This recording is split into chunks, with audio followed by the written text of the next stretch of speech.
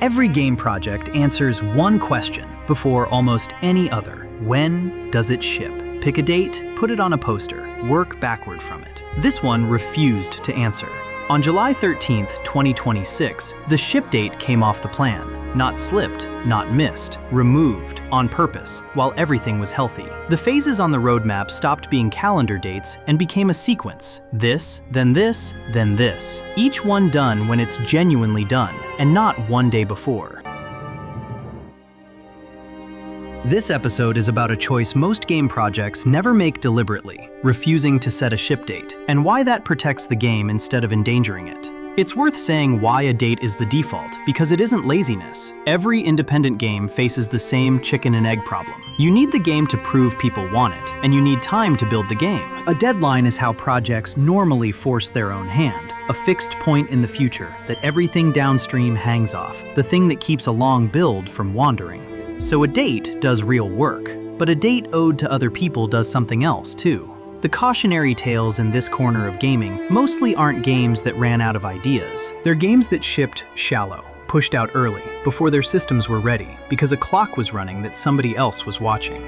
A deadline doesn't just risk the schedule, it bends the game. Every hard call starts getting decided by the calendar instead of by what's right for the world. Ship the shallow version because the date is close. Cut the system that needed another month. Launch the fight everyone can feel isn't finished. Nobody sets out to do that. The clock does it to them, one reasonable compromise at a time. And for a game whose entire pitch is fairness, that steady pressure is what eventually cracks a promise. Not out of malice, but because the math slowly runs out of room. Before locking anything this consequential, the project runs what it calls a decision sprint. Every option gets attacked from 4 angles, including the comfortable one, the one everybody already likes, and only then does the founder decide. The standing rule is that nothing irreversible gets chosen until the strongest case against it has been made out loud.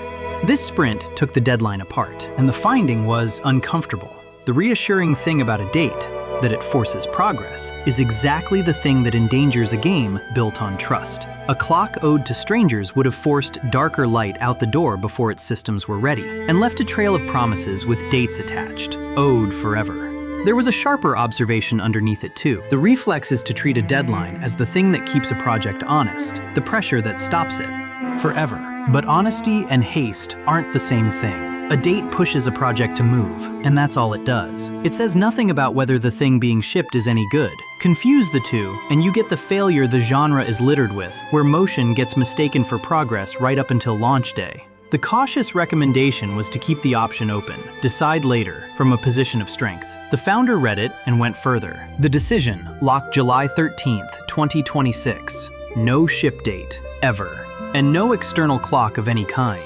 The project is moonlit and self-funded, built on nights and weekends, at its own pace for as long as it takes. No date on a poster, no burn rate, no clock anyone else set.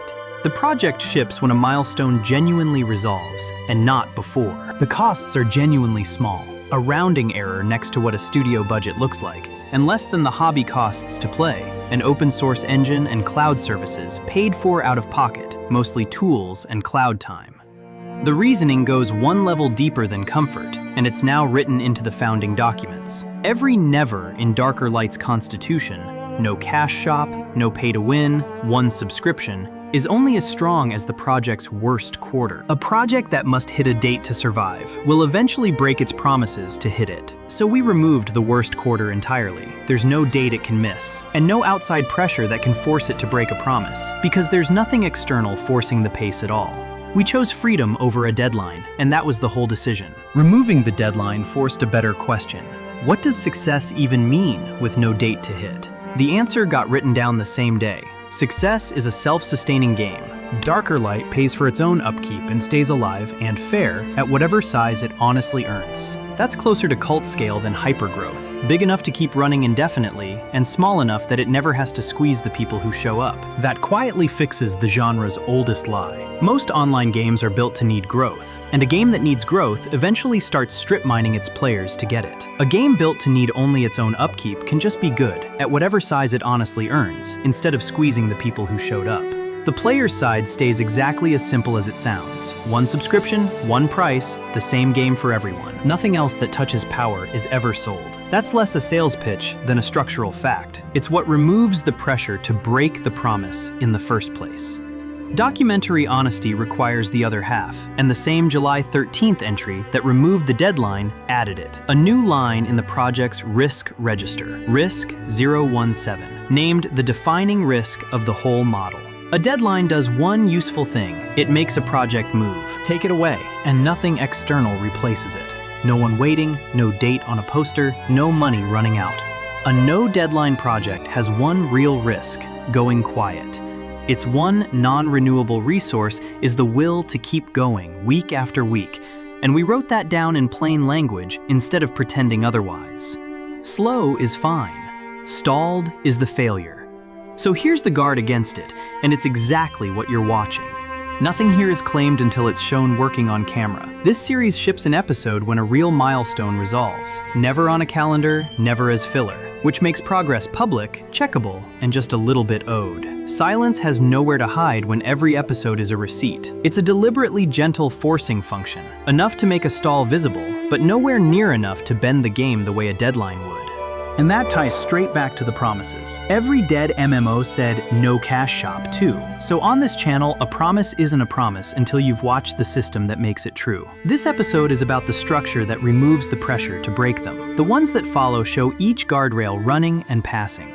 So that's the trade, stated as plainly as the project states it to itself. We gave up a deadline that would have bent the game, and kept the one thing this game cannot ship without: the freedom to keep every promise. No date, because a date is exactly what breaks the promises we care about most. Episodes ship when something real resolves, not on a calendar. Next, the design of version 1 locked over one intense stretch, ability by ability, race by race.